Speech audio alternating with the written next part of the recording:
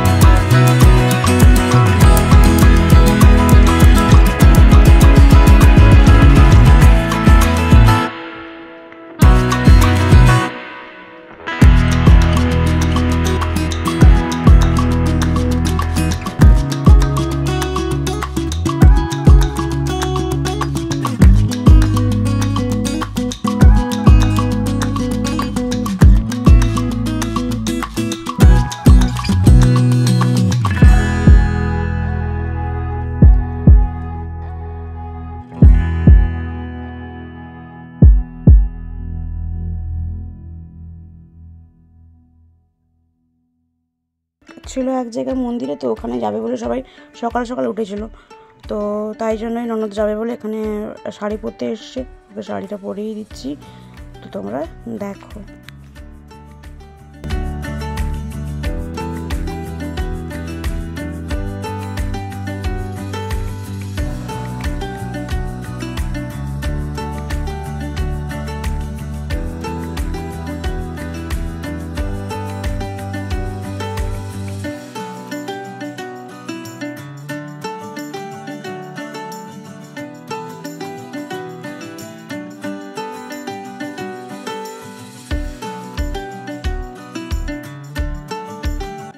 তো মা ননদ ওরা সবাই বেরিয়ে যাওয়ার পর আমি এখানে যে বেডিং সেটগুলো চুবিয়ে দিয়েছিলাম জলে, সার্ফ জলে, তো সেগুলো ধুতে আসছিলাম। তো আমার যাই আমার ক্যামেরাটা ধরে দিয়েছিল, ও এসেছিলো বলে ওকে বলেছিলাম।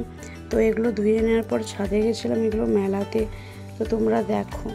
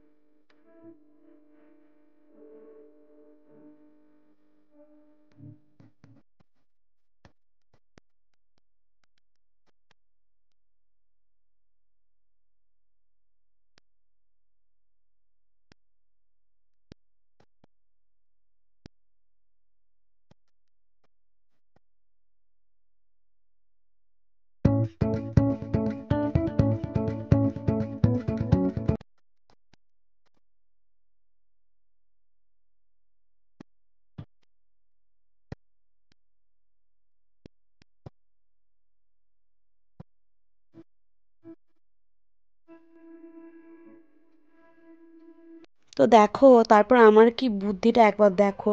তো বেডিংগুলো মেলে দেওয়ার পর আমার মনে হলো যে এখানে ছাদটা নোংরা হয়ে আছে। আসলে কি বলো তো, আগের দিন যে জল হয়েছিল তার সঙ্গে ঝড়ও হয়েছিল। তো আমাদের যে চিড়াঘরে যে ঢালাইটা হয়েছিল, তো ওখানে আগে থেকে মানে খড় বলো, তারপরে ওই যে বস্তা, ওইগুলো সব জল দিয়ে চেপে রাখার জন্য রাখা হয়েছিল। তো ওগুলো আর নাম করানো হয়নি, অনেক দিন আগে যেহেতু 1 মাস হয়ে গেল ঢালাইটা হয়েছিল।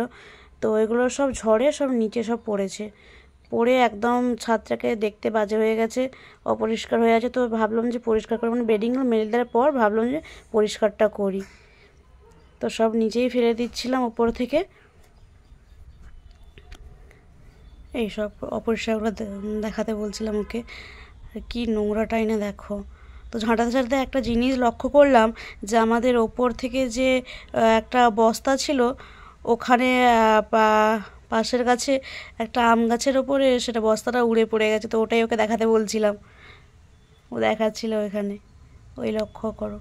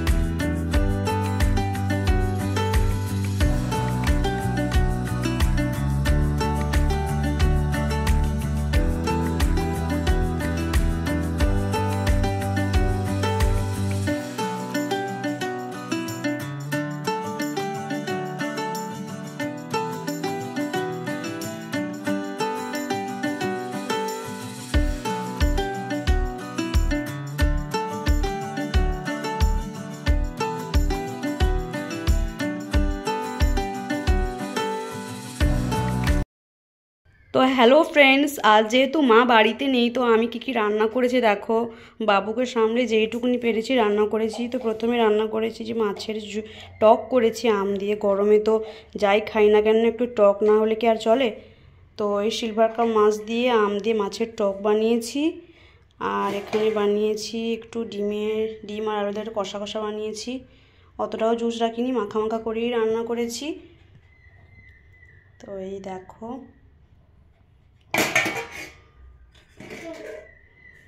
আর কুমড়ো তরকারি একটু টেস্ট করা হয়ে গেছে, তাই সাইড থেকে একটু কাটা হয়ে গেছে। তো আর আলু আর কুমড়ো দিয়ে তরকারি করেছি। তো এইটুকুনি যতটুকুনি পেরেছি মনে রান্নাটা করেছি। মা থাকলে তবুও হয়তো আরও বাড়তো, 1-2টো মেনু বাড়তো, কিন্তু মা না থাকার জন্যই মোটামুটি এই যেইটুকুনি পেরেছি আমি রান্না করেছি।